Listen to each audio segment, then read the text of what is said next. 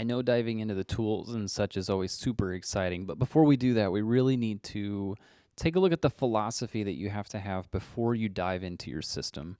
I find it very important to nail down what your goals are for your system and for that structure before you start building it. Otherwise, you're just collecting things from a bunch of different places, hoping it'll work for you. And to be honest, I've done that. It doesn't work out well. It's usually a bad experience. So in my world, in my experience with OmniFocus, I have a handful of things that I do very regularly whenever I'm building out a new architecture in OmniFocus, because it does help to start with something new on I don't want to say any particular time frame, but it does help to rebuild it on occasion. Now, one of the things I always try to do whenever I do this is keep it simple. It can get super complex. You could have things going all over the place. You could have, a folder that handles all your work stuff, but you don't really have things within that cleaned up. You may have stuff in your home life areas that are messy as well, but you may have things that cross those two lines. If your structure can't handle that, it's not simple enough. Like you do not want your OmniFocus system so complex that it takes quite a bit to keep it in alignment with itself. Keep it simple. Don't overdo it where it shouldn't be overdone. At the same time, make sure it stays flexible. Like, you cannot have it in such a way that there's only one way of running through your projects, only one way of getting work done. This is pretty common when you're setting up scenarios where you have a specific set of contexts that you're working with, or tags in today's world. If you have specifics, sure, that can be fine, but make sure you're able to break out of that. You never know what's going to happen, and whenever I build my systems, it has to be flexible for some reasons I'll get to here in a minute. Another very important piece that I have found with OmniFocus systems, it has to allow me to build habits. It has to help me build routines, rituals, things I do on a regular basis, whether it's daily, weekly, monthly, yearly, every 5 years, every 50 years. Hopefully I'm not doing every 50 years more than once.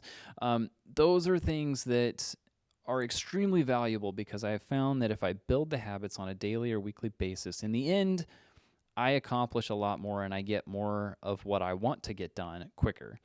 So making sure that OmniFocus's system, like my architecture inside of it, allows me to build habits and make sure that I'm keeping track of those habits, that's extremely vital to me. That's one piece that I am almost certain every OmniFocus setup needs to have in it. Another one that's kind of new to me is making sure that OmniFocus plays nice with the other tools that I have in my toolbox. Now, it's very common for people to have a reference material system that they use on top of OmniFocus. That's perfectly fine. I have a tendency to use just plain files, images, text files, PDFs. That's all I really do. I may have different viewers that interact with those, but I need to be able to get in and out of those with OmniFocus very easily. But I also want to be able to get back to OmniFocus from those other tools. More on that later when we get into the project management side of this thing. But I do find that it's very important to be able to get to my reference material, get to my notes about a project. Yes, I can keep notes in OmniFocus, but I found it's better to keep them elsewhere. So it is super important to be able to get in and out of those other systems. In OmniFocus today, tags is a very big deal.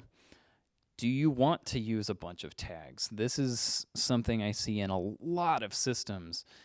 People have hundreds of tags, maybe 1,000 in some rare cases.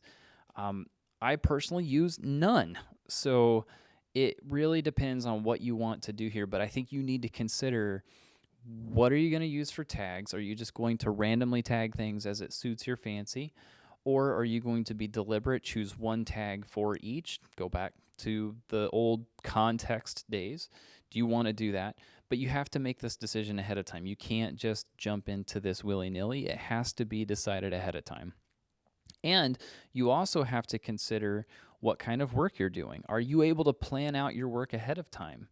If that's true, sure, by all means, you can set a perfect structure of how your day is going to go, and it may be exactly followed in every single scenario. In my case, I have a tendency to react to things as they happen. I don't always know what's going to be thrown my way, and I may get wide eyed at what I'm thrown in front of me every single day I get to work. So, in my particular case, I know that I have to be willing to flex, move, be nimble, set a plan, but be willing to abandon it and have OmniFocus allow me to do each and every one of those. All of this is to say you need to make some decisions ahead of time before you start moving forward with your OmniFocus architecture. Now, I'm going to take you through what some of mine looks like and what I recommend. That's kind of the point of this. But I think these are questions and these are philosophies that you really need to think about before you start diving into building out the structure in your own personal system.